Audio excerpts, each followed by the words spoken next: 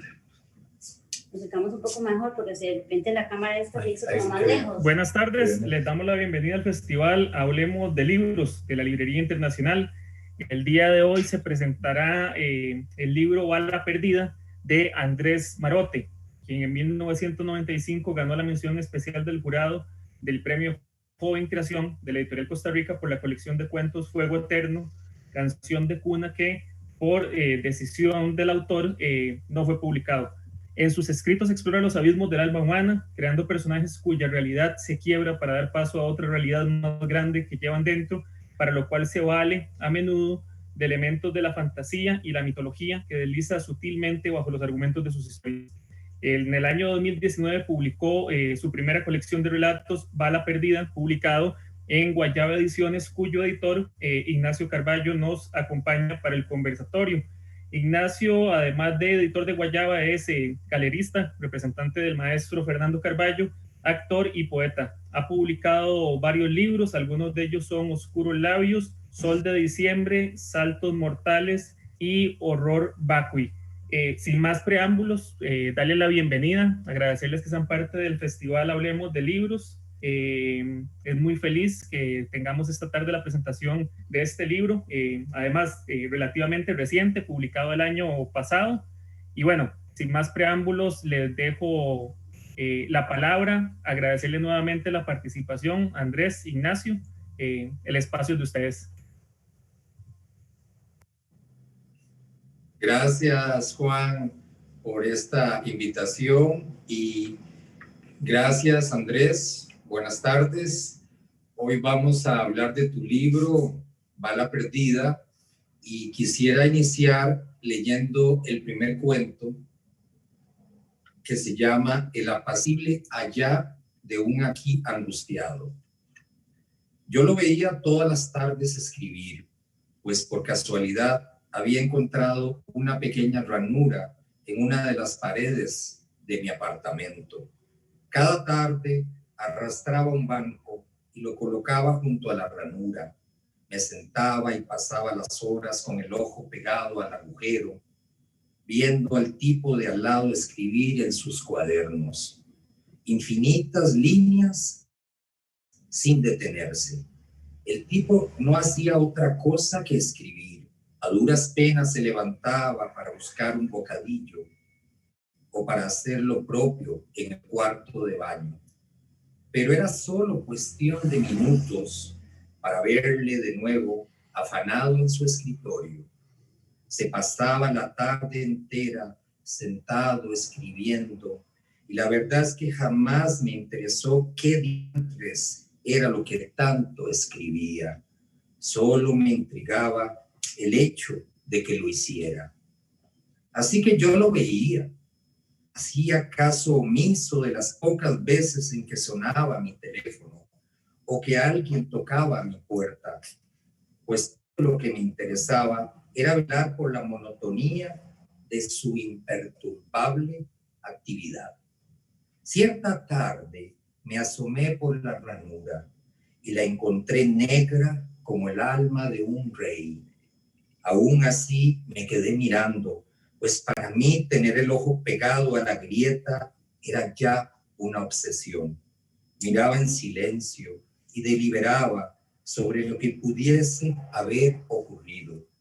Al principio supuse que el tipo se habría enterado, condenando entonces la visibilidad con algún mueble o quizás con un pedazo de cartón pegado en la pared.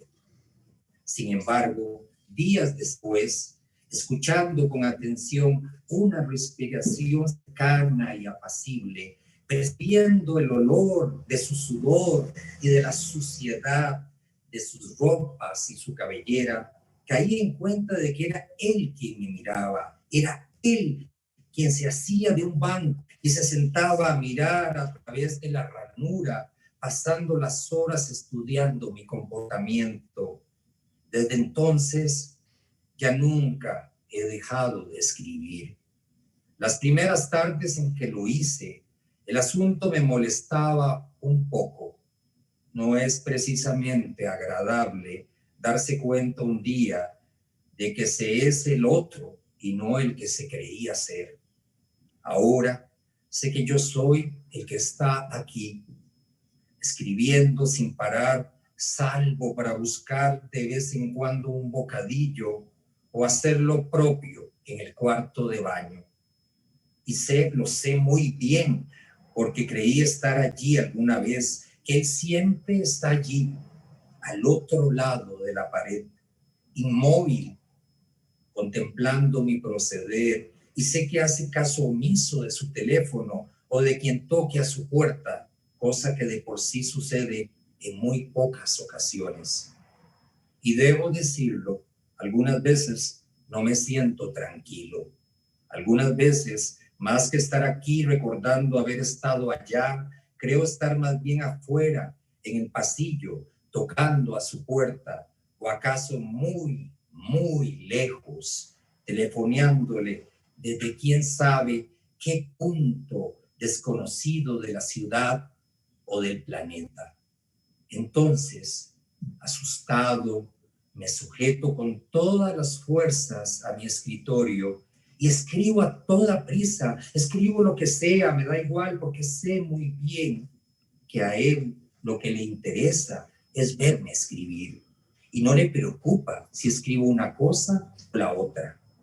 Y la verdad, ni siquiera necesito aferrarme al escritorio, ni siquiera necesito pensar que él está allí, porque yo, de cualquier manera, en calidad de observado, ignoro del todo, que él está allí, o siquiera que existe.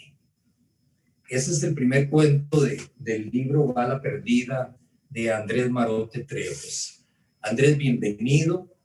Publicamos tu libro Bala Perdida en el 2019 y fue todo un acontecimiento interesante el que vivimos, porque considero que tus cuentos reflejan una dinámica y un estilo que vos nos vas a hablar.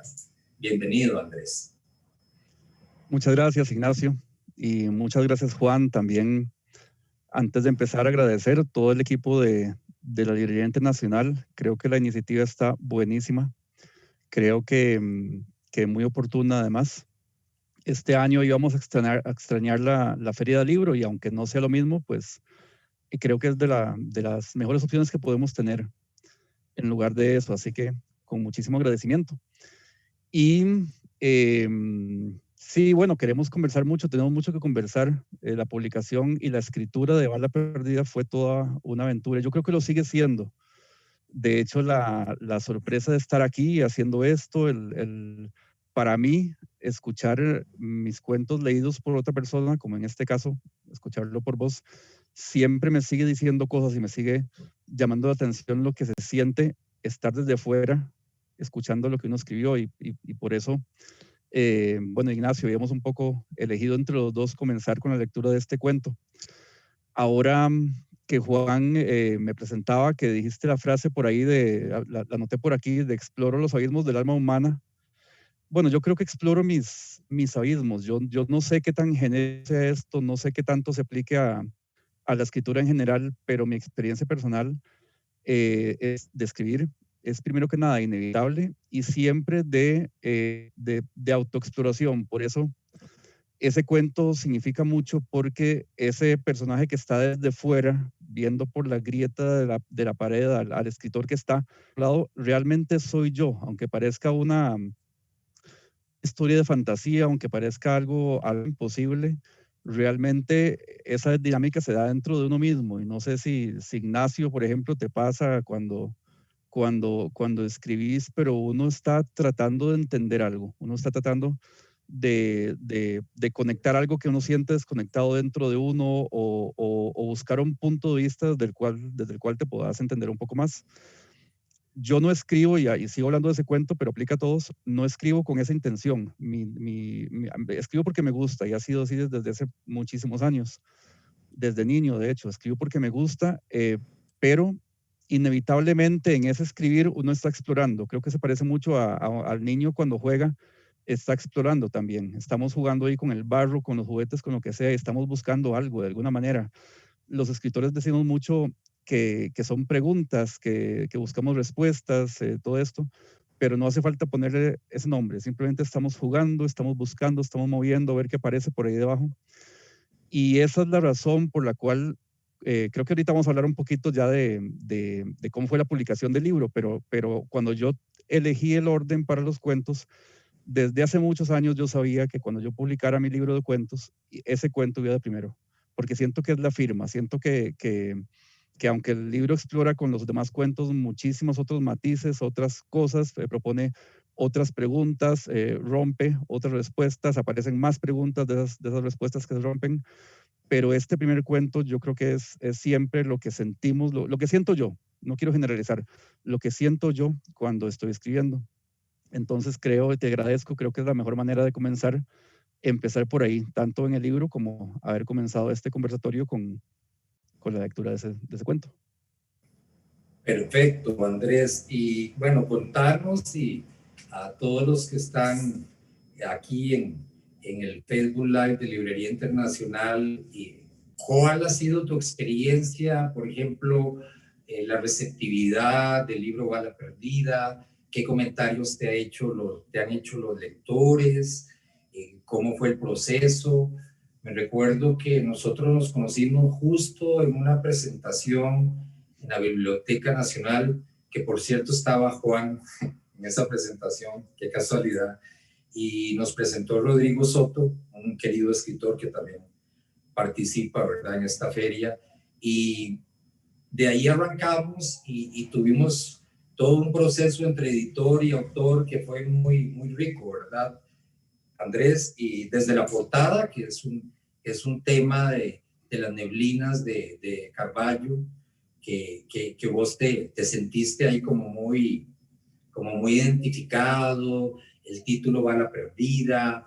¿Cómo es todo el cuentario? Hablamos de eso, Andrés. Sí, Ignacio, de hecho está lleno de, yo le digo aventura, está lleno de anécdotas.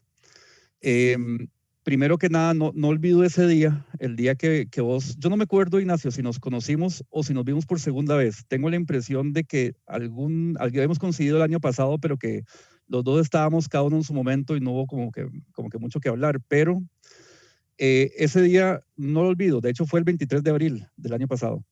Y no lo olvido porque la Biblioteca Nacional había montado creo que eran conversatorios o charlas, pero creo que eran conversatorios todos a varias personas. Y entre ellos estaba Rodrigo Soto, con quien somos amigos desde hace bastantes años. Nos conocimos a partir de que Rodrigo Soto fue jurado en el certamen que yo gané el segundo lugar en la historia de Costa Rica. Y a partir de ahí hicimos amistad, una amistad muy bonita. Y tenía algún tiempo de no verlo, me vi en Facebook, vi que había un conversatorio, creo, de un tema que nada que ver con nada. En ese momento me parece, era interesante, pero creo que era las bibliotecas antiguas o las colecciones antiguas de libros o algo por el estilo, no sé si vos te acordás. Pero me pareció una bonita oportunidad para ir a saludar a Rodrigo. Y esa fue la única razón por la que yo fui. Me acuerdo que me fui en pijama, yo en las montañas de Heredia, y ni siquiera me tomé la molestia de ponerme un jean ni nada. Yo uso pijamas negras, así que pasa un poquito como un pantalón.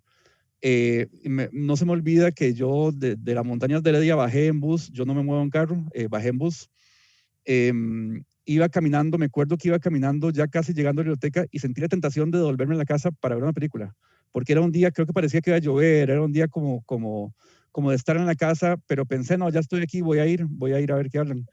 Y sí, estaba Juan ahí, bueno, estabas vos, ahí tengo la duda de si fue que nos presentaron o que Rodrigo nos representó, porque yo nos había presentado otra vez, pero no le había funcionado el contacto. Y no se me olvida que vos algo hablamos y yo te hablé de enviarte los cuentos y fue muy rápido. Después de eso fue muy rápido. Incluso yo me acuerdo muy bien que yo te dije que te los mandaba en unos días y me dijiste, no, mándamelos ya, porque para ver si los metemos en la feria. Entonces, eso fue toda una historia, porque yo escribo desde siempre, pero el tema, este libro reúne 25 años de cuentos. Y obviamente en 25 años cuentos van, cuentos vienen, los había quemado, una amiga los había recuperado. Los cuentos que yo quemé hace muchos años, una amiga los tenía, le pedí que me los devolviera, me los negó, me dijo jamás te los devuelvo, pero los recopio para vos. Hay toda una historia y el punto es que muchas veces yo me había sentado a tratar de armar un libro, un tomo de cuentos, una colección, y siempre estaba insatisfecho, no, este cuento no va bien aquí, este cuento no puede cerrar y todo.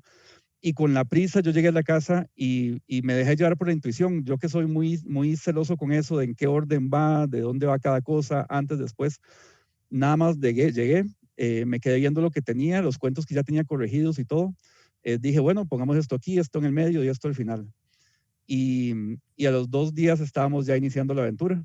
Y ha sido todo un tema fue todo un tema de correr por todo. La portada es una historia muy bonita porque Fernando Carballo pues tiene pinturas preciosas y de muchos estilos. Vos me mandaste 3 y entre esas estaba esta portada que conocemos para el libro.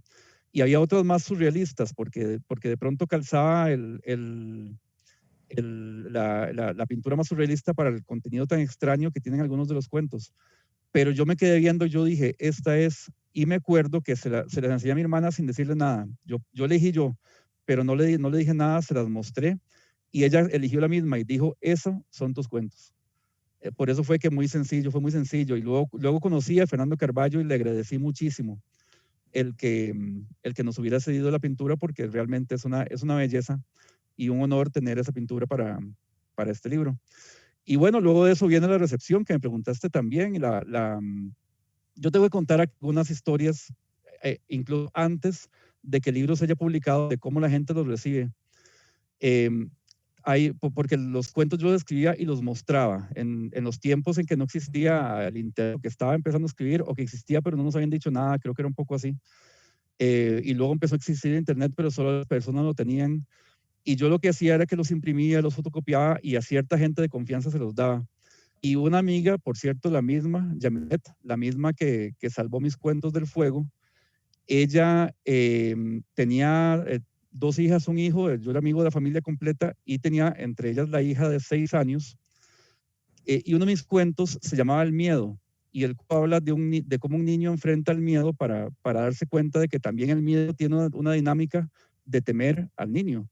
Pero era un cuento normal, no era un cuento para niños ni nada. Y nos llamó mucho la atención que la hija de ella le pedía durante algún tiempo, todas las noches, que le leyera el cuentito. Eso era muy interesante, que pasaran esas cosas porque no estaba pensado para niños. O el caso de Todo Buen Té, que también está incluido en el texto. Tiene una historia muy curiosa desde que lo escribí, porque yo estaba lavando platos, estaba en la taza del té y pedí Todo Buen Té. Me gusta el título, Todo Buen Té. A veces un cuento empieza así. Y simplemente me encendí la computadora, no me acuerdo si era máquina de escribir, yo usaba las 2 maneras, o a mano también. No, creo que fue a mano, de hecho.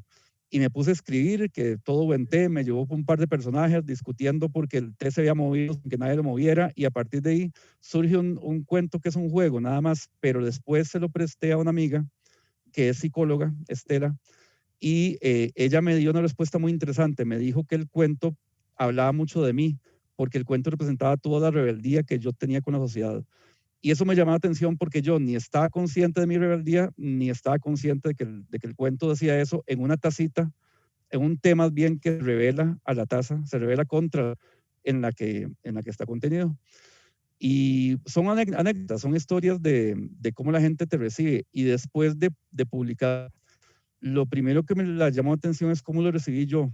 Porque cuando vos me diste, en media feria del libro, me diste, algunos de los ejemplares míos, yo ese mismo día empecé a leerlo. Este mismo, el que tengo aquí, este es el primero que vos me diste. Y se siente extraño. Para mí, que es el primer libro que publicaba, era todo un reconocer a un Andrés de hace 5, 10, 15, 20 años o del año pasado en esos cuentos. Y hubo comentarios que la gente me hizo que me gustaron mucho, que me enriquecieron mucho. Alguien me dijo por ahí que leer los cuentos era como conversar conmigo. Eso para mí, Ignacio, fue un logro enorme, porque si algo me obsesiona es el que se sienta la presencia del autor en los textos. Una cosa que siempre me llamó la atención y que varias personas me dijeron, creo que incluido vos, es el tema del sentido del humor en el libro, porque no, yo no era consciente de eso. Según yo, estaba escribiendo cuentos serios. Según yo, estaba escribiendo una crítica muy certera y muy seria contra el sistema y todo esto. Y me gustó el tema del sentido del humor, pero siento que fue como un daño colateral, o ¿cómo se dice? Esto de las medicinas, un efecto secundario. Y lo último que te cuento, una llamada muy bonita que recibí de parte de Tatiana Lobo, la escritora, que a partir de la publicación de este libro fue que tuve el placer de conocerla. De hecho, ya me gustaba mucho su narrativa. Y ella me habló de que me describió de una manera muy bonita algo que tampoco era atención, porque yo creo que cuando yo escribo, yo lo que estoy tratando es de armar mi vida, a ver si la entiendo un poco. Y resulta que eso quedó en los cuentos. Resulta que ella me habló de que al leerlos había un poco que sentarse a armar, había un poco que hacerse cómplice, porque si no te hacías cómplice no se terminaba de entender lo que Andrés te estaba diciendo. Y eso, cimento muy grande a Tatiana, por darle el valor y por haberme dicho eso, porque yo lo consideré como una confirmación también de que de alguna manera había salido bien la aventura. Excelente, Andrés. Bueno, doña Tatiana Lobo es una extraordinaria escritora y eso es maravilloso, los comentarios que te ha hecho de tu cuentario, de tu narrativa. Y la verdad es que sí, que interesante eso, que vos como autor no te ves como un autor necesariamente humorístico o que tenés un humor especial, pero eso es algo que realmente se ve en tu libro, en Bala Perdida, que me parece que es un libro valioso y que ahora tendremos la oportunidad de que lo puedan adquirir en la Librería Internacional. Y también me encantaría que nos leyeras algún cuento, un microcuento de tu propia voz. ¿Te parece la idea, Andrés? Claro, Ignacio. Voy a leer 3 microcuentos seguidos, son muy pequeñitos cada uno. Y los elijo porque, como expliqué hace un ratito, el libro incluye 25 años de cuentos. Hay aquí cuentos muy viejos de esa exploración existencial. Luego me metí un poquito con la historia de Costa Rica y hay cuentos ubicados en los años 50, en la posguerra, pero que pretenden poner un espejo a la sociedad actual, tica, no hacer una cuestión. De hecho, me gustaría ahorita mencionar algo del tema de mis juegos con la historia, pero me puse un poco a jugar con la historia para entender mis propias raíces incluso. Y eso matizó un poquito el orden en que fue el libro, pero estos microcuentos que voy a leer me gustan mucho porque fueron los primeros, posiblemente mis primeros microcuentos, aunque yo ahora me dedico mucho a eso, incluso de vez en cuando leo en público microcuentos, pero fue accidental cuando yo descubrí, porque yo de niño y de adolescente y todo esto, me encantaba Tolstoy, Dostoyevsky, toda esta gente que hacía novelas largas, y yo quería escribir novelas y para mí menos de 1000 páginas era yo realmente lo veía así. Y con el tiempo, influencia ahí primero de Poe, fue desde mi adolescencia también, pero luego Cortázar, Borges y algunas personas así, me fueron haciendo perdonar al cuento que yo tenía como condenado, y el microcuento surgió de ideas que yo quería escribir y de pronto no salían, o me gustaba solo un párrafo al final o cualquier cosilla, y así fue surgiendo esto.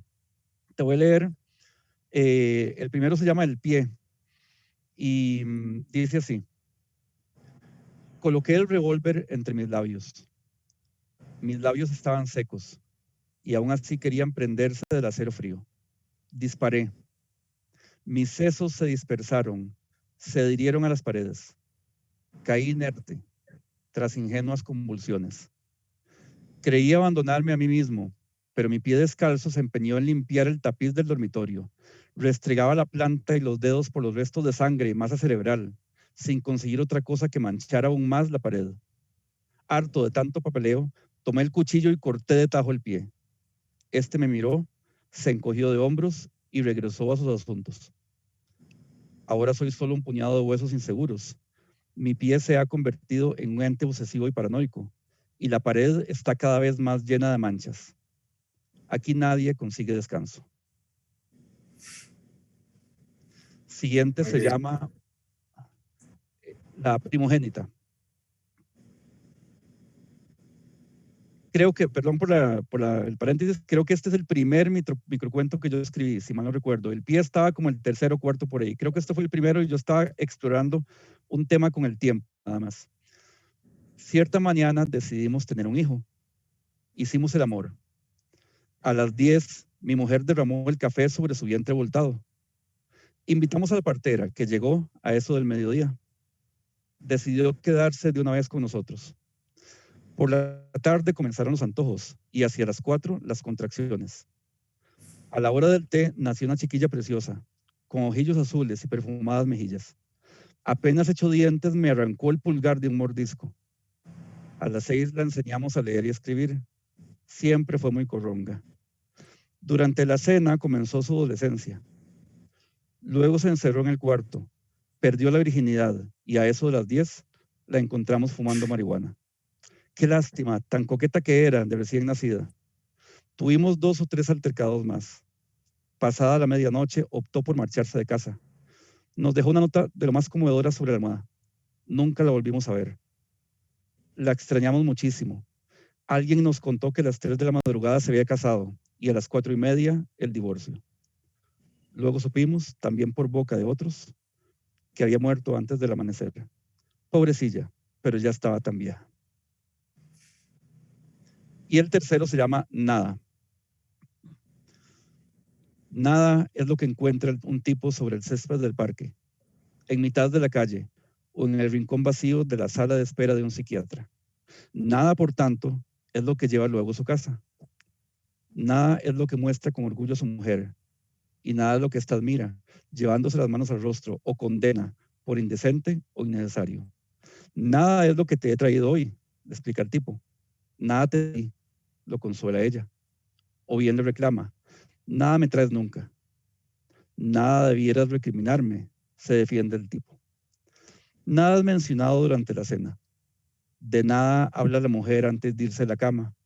Nada argumenta el tipo para quedarse un rato en la sala junto a la chimenea.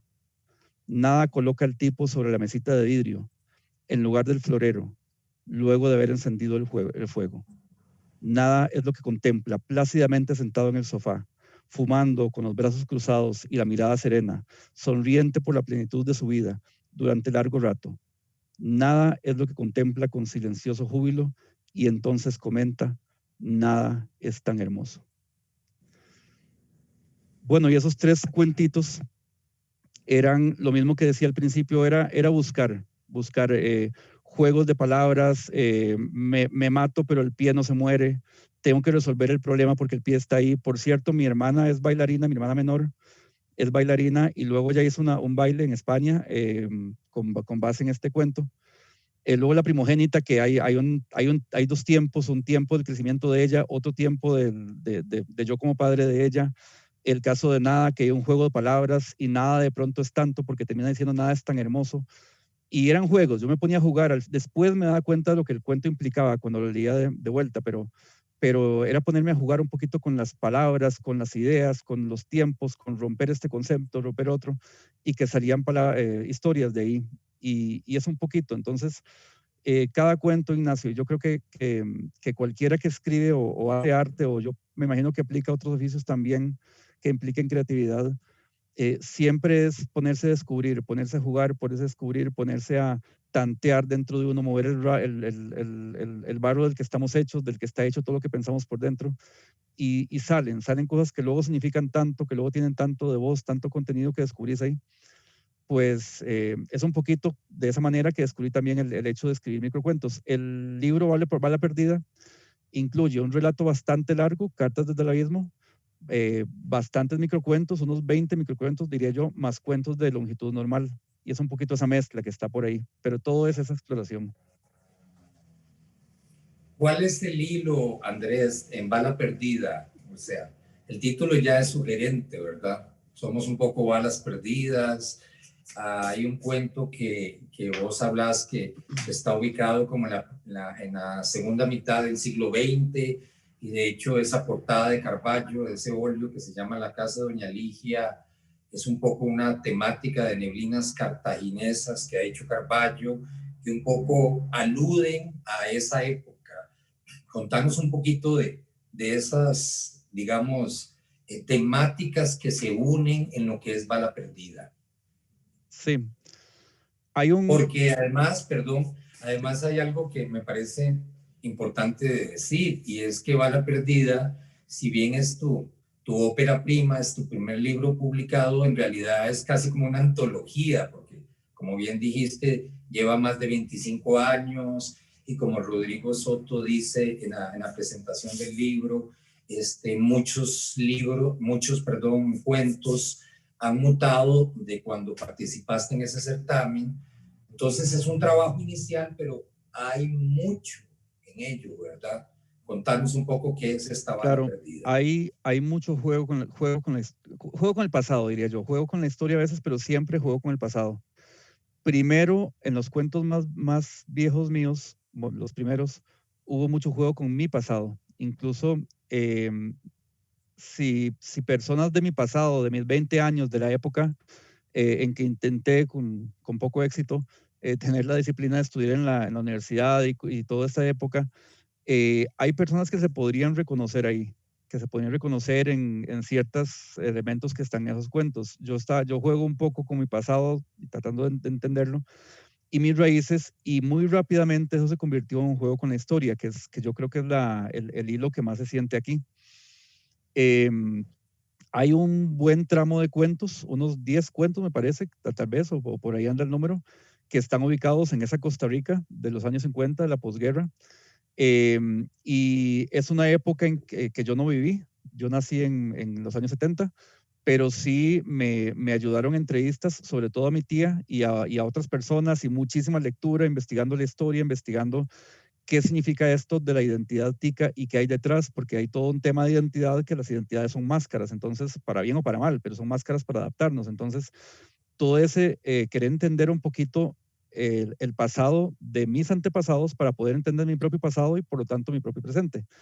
Había un juego ahí, un juego muy grande, y en otros cuentos también, y quiero poner el ejemplo sobre todo del cuento de la bala, que es de donde salió el título Bala Perdida, que eso fue un poco también como fue tan rápido yo, ¿qué título le pongo al libro? Porque tenía un montón de propuestas y todas las quité en ese momento, y yo dije Bala Perdida, porque hay un cuento que se trata de una bala perdida, y estos cuentos para mí son una bala perdida, los voy a disparar y los voy a perder la pista. Entonces es un poco eso, pero el cuento La Bala es toda una historia muy curiosa de cómo lo hice, porque en 1994 yo asistí prácticamente en forma completa a un festival de cine de Luis Buñuel en la Sala Garbo, que alternaba con El lado oscuro del corazón, una película argentina de Liceo Subiela, que es posiblemente la película que más he visto en mi vida, que más veces.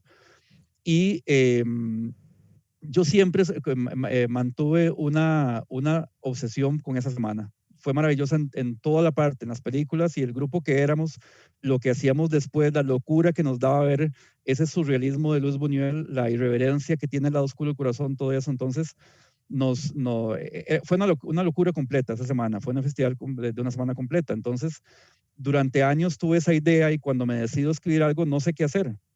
Quiero escribir un cuento sobre esto, pero no sé qué hacer. Entonces lo que hice fue que me empecé a tragar periódicos varios de Costa Rica sobre esa semana, de esa semana, un poquito esos días. Encuentro una noticia en el periódico La República que aparece en el cuento. De hecho, el cuento inicia con esa noticia sobre una bala perdida que le dio a un tipo a no sé cuántos kilómetros de distancia en San José, cerca del Bar Limón. Me acuerdo que iba caminando por el Bar Limón. Entonces yo pienso, bueno, tengo una bala perdida por aquí. Una de las películas de Luis Buñuel habla de bala perdida, tiene una bala perdida, ensayo de un crimen. Entonces, haciendo esto y viendo un poquito que también el cierre del Banco Anglo de Costa Rica se había dado en esa semana, pues dije, bueno, voy a jugar con estas cosas. Y a partir de ahí es como ser un niño y te pones a jugar ¿cómo calzó esto? ¿Cómo calzó esta locura? Y bueno, vos conoces el cuento, salió una cuestión muy personal. Yo me fui, por cierto, a caminar por la Sala Garbo en esos días para buscar, necesitaba una casa donde meter el personaje, entonces ver una casa con balcón, yo no sé si la persona que actualmente vive en esa casa, espero que no se sienta ofendida si lee el cuento y ve la escena, el personaje que yo metí ahí, pero bueno, ahí vivía, y yo sé cuál casa está, y en el cuento se dice en cuál calle está y todo. Le agregué un piso más para disimular al balcón, a la ventana, más bien, porque no es un balcón, es una ventana. Y también está el caso, y esto es muy importante mencionarlo porque tiene que ver con lo que estoy trabajando actualmente también, el caso de los cuadernos de Silas. Los cuadernos de Silas es un cuento que habla de un psicoanalista que no distingue, entre la realidad de la ficción o entre su realidad y la realidad subjetiva del paciente. Y hay un juego enorme ahí entre la realidad, está contado en primera persona, los cuadernos de Silas, es el cuaderno de Silas. Hay un juego muy grande entre lo que este personaje vive, su realidad, y la realidad de su paciente, que su paciente es el autor del Principito. El cuento no lo dice literalmente, pero de hecho voy a leer solamente el primer párrafo porque fíjate cómo comienza el cuento, está en la página 53. Dice, los cuadernos de Silas. Silas Adriano, psicoanalista. Y con letra pequeña, suba con cuidado. Es un recuadro, dice. La placa está atornillada desde hace años en la puerta del número 9 de la calle Pomona. Detrás de la puerta, una escalera estrecha y empinada conduce al consultorio de Silas. Conservamos algunos fragmentos tomados de sus cuadernos, notas, diarios y memorias. Este que presentamos particularmente es el relato del caso de un tal Antonio. Como es su costumbre, Silas no escribe el apellido del paciente. Y comienza el capítulo 1. Antonio permaneció en el consultorio solo unos minutos. Cuando se marchó, me quedé con la impresión de que me había probado y no había hallado en mí lo que buscaba. La brevísima sesión consistió apenas en sacar de su bolsillo, un papelito y mostrármelo. En el papelito había un único dibujo, trazado con lápiz de color. Me preguntó si su dibujo me asustaba. ¿Por qué habría de asustar un sombrero? Respondí. Y eso fue todo. Guardó de nuevo el papelito en el bolsillo de su abrigo y se marchó. Cualquier persona que ha leído El Principito reconoce ese referente ahí, con la diferencia que en este caso no se resuelve el enigma, se va sin saber que no es un sombrero, ¿no? que es una boa dentro de un elefante. Y a partir de ahí empiezo a jugar con cosas tan disímiles como el mito del Minotauro y el laberinto, y algunos otros elementos por ahí de historia y metodología. Te lo mencionaba por eso, porque yo empecé investigando mi pasado, luego metí a estudiar la historia, pero siempre es para entenderme. Y luego empecé a estudiar los mitos y la teología también. En este momento estoy con un proyecto que tiene que ver con teología, pero todo es para entender al final algo que tiene que ver conmigo. Eso es muy curioso. Con eso termino. Es muy curioso porque, como dijo Juan en la presentación, esto de explorar los abismos del alma humana, realmente es que estamos hechos de tanta cosa. Si nos tomamos el gusto de vernos hacia adentro y de escarbar, ver dónde está mi raíz, es que te encontrás raíz de raíz, y explorando historia incluso de tu país antes de que nacieras, explorando historia antigua, la historia de la teología que nos marca tanto, queramos o no, desde que nacemos, la mitología que expresa tantas cosas del ser humano, y siempre estás al final explorando algo de vos, y yo espero que sea el efecto que la gente sienta cuando lean mis cuentos, que se identifican un poquito con tanta cosa incluso mítica, pero que son símbolos que en el fondo están hablando de nosotros, de cada persona, yo creo. Me parece bien que nos hayas explicado y contado cómo fue todo este proceso de Bala Perdida, que ahora pues tenemos la oportunidad de adquirirlo en la Librería Internacional. Y la última pregunta, no sé cómo estamos de tiempo, quizá es, ¿qué estás escribiendo? Contanos un poco, Andrés. Claro, sí, creo que la última pregunta, creo que ya con esto vamos llegando al límite del tiempo. Mira, para empezar, yo no sé si supersticioso o paranoico en cuanto a contar lo que uno escribe. Voy a contar qué, pero sin decir nada, sin decir qué. Estoy trabajando con una novela, aunque todavía no estoy seguro de si es una novela o una colección de cuentos con un hilo muy, muy, muy estrecho que los une. Creo que es un poco la mezcla entre ambas cosas y un modelo muy fuerte que tengo en mi cabeza mientras escribo, es las Crónicas Marcianas de Bradbury, que son cuentos y sin embargo claramente dicen una sola cosa, o bueno, dicen muchas cosas sobre un solo tema, sobre un solo asunto.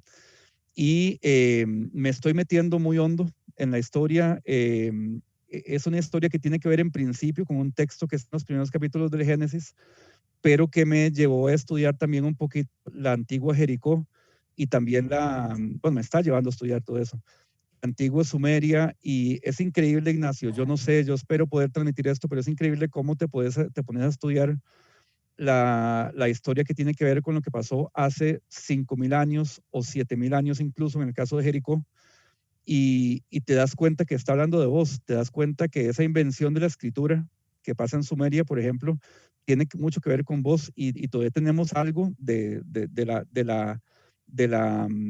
maravillarnos con ese descubrimiento que hicieron ellos, que en Sumeria, que realmente el inventar la escritura fue inventar un tesoro que usaban con adicción incluso, porque habían inventado algo maravilloso y nosotros estamos tan acostumbrados y nos enseñan y nos damos cuenta. O ver cómo el tema de estas personas teniendo que aprender a sobrevivir, a desviar los ríos o aprovecharlos un poco más, a lidiar con una cosa con la otra, aprender a descubrir su propia creatividad, ver que eran avanzados en algunas cosas que uno dice, y estas personas de verdad me identifico con ellas, en la textura que se sentía en su alma, su manera de entender a los dioses, que es un tema que me obsesiona, el tema de Dios, de comunicarnos, o de la existencia de Dios, diosa, no le pongo ningún género. Todo eso pues es algo que estoy explorando. Entonces yo diría que estoy en un proyecto sumamente personal. Mi intención primera es que sea la novela, pero creo que va a ser inevitable que sea un poco fragmentario, por lo tanto creo que puede ser una novela medio disimulada con forma de libro de cuentos. Y pues espero tenerlo listo, no sé cuándo publicado, pero listo antes de que termine el año. Y pues me gusta muchísimo, estoy disfrutando muchísimo del acto de investigarlo, de escribirlo y de explorarme mientras lo hago. No te puedo decir más porque es, como te digo, es una superstición que no me animo a decir se trata de esto. Pero bueno, también es porque estoy en parte de la creación y uno siente que se dispersa un poco si no cuenta demasiado. Excelente, Andrés, por el aguizote, como decimos aquí en Tiquicia, ¿verdad? Bueno, yo creo que ya podemos ir haciendo un cierre. Me parece que hemos conversado y un poco animado a los lectores para que adquieran Bala Perdida, y que pronto tendremos más publicaciones de Andrés Marote Trejos, que pues no se contó, pero también hiciste un poco de pantomima en Barcelona, has viajado, ¿verdad? Y la verdad es que muy agradecido de participar en esta feria virtual de Librería Internacional, y con un autor como vos, Andrés, que siempre está produciendo y que además tenés tu estilo, tu técnica, y sos muy fiel a vos mismo. No sé si Juan tenga algo que agregar o seguimos hablando. No, yo estaba aquí conectado ya para dar el cierre. Y bueno, agradecerte a vos, Andrés, el tiempo, a Ignacio, por supuesto, a Guayaba Ediciones, el libro Bala Perdida. Lo pueden adquirir por medio de la Librería Internacional en su página. Y bueno, del libro, digamos, bueno, es un libro que está lleno de personajes cuya vida cotidiana, a menudo tranquila y rutinaria, en algunos momentos deja de resistir pues la fuerza de un mundo interior mucho más extraño y abundante, que empuja desde adentro y se manifiesta sin previo aviso, lleno de irreverencias y locura. Es un libro bastante interesante. Ya escucharon a Andrés un poco las descripciones, invita bastante a adquirirlo, a revisarlo, a leerlo, y bueno, también deja bastantes inquietudes, ¿verdad?, sobre el proceso que estás realizando ahora, pero por otro lado, pues esa expectativa, ¿verdad?, cuando leí la biografía tuya la primera vez, esa decisión de no publicar es una decisión bastante importante. Dice algo sobre el tiempo de espera, sobre la cocción, sobre los momentos oportunos, y a veces son coincidencias, lo que decías de la prontitud de sacar el libro, luego de este otro rato, incluso de una decisión súper importante, yo creo que es parte de la misma temática, o sea, es como un cuento no escrito que está alrededor del objeto del libro, que es interesante y que, bueno, gracias a este tipo de actividades es que podemos acercarnos a esta otra historia, que podemos escuchar este otro relato, que no nos queda más que inventar bajo ese título que vos tejiste de la prontitud, del tiempo de espera, lo cual hace más interesante seguirte el rastro en lo que vayas a hacer más adelante. Así que, bueno, te agradezco mucho el tiempo, Andrés, a vos, Ignacio, y por supuesto a Guayaba. Y bueno, vamos cerrando. Les agradezco mucho su participación en el festival Hablemos de Libros. Ha sido un lujo, ha sido un honor. Lamentablemente el tiempo se hace muy rápido en esto, ¿verdad? Cuando ya pensábamos que estábamos calentando, ya hay que ir cerrando. Muchísimas gracias, Juan, a vos y a la Librería Internacional y por supuesto a Andrés. Muchas gracias. Muchísimas gracias de parte mía también. De verdad ha sido bueno, muy agradecido porque de verdad escribir, yo menciono mucho, repito mucho la palabra aventura, pero es que no, yo a veces me pregunto si hay escritores que tienen mayor estabilidad mental, pero yo no sé cómo se siente eso. Realmente a veces uno siente que escribe si acaso para sobrevivir, no lo digo a nivel económico, porque ni siquiera, pero sí a nivel existencial. Es toda unas idas y venidas. Ahora, Juan, perdón, quito 30 segundos nada más. Eso que mencionaste del no haber publicado, cuando yo gané la mención por Fuego Eterno, Canción de Cuna, que en realidad es un libro inédito. Alguna cosa se pasó a la perdida, pero prácticamente es un libro inédito.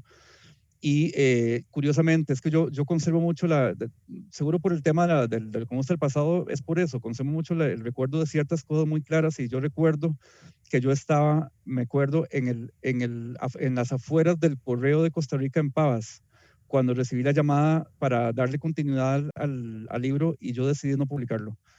Y lo dije en ese momento. Y de ahí inicié una aventura que tiene que ver con lo que dijiste, Ignacio, más en Madrid que en Barcelona, lo de teatro y todo esto, pero aquí por allá explorando por todo sitio, pero era porque yo sentí aquí algo que hacer con este estilo, todavía no está bien. Y las personas que me conocen saben, incluso si me conocen mucho, se asombran del montón de cosas que pasan dentro de uno para que un cuento pueda existir.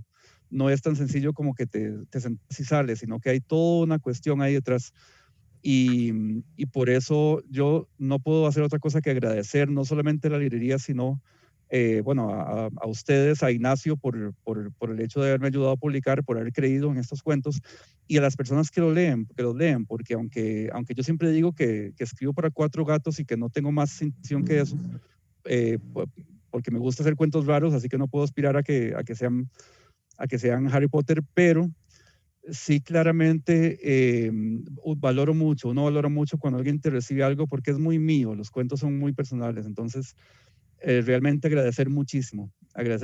Cada persona que tiene el libro de uno siente ese abrazo con esa persona. Por lo menos yo lo siento así. No sé si esto se quitará con más libros publicados o con más tiempo, pero espero que no.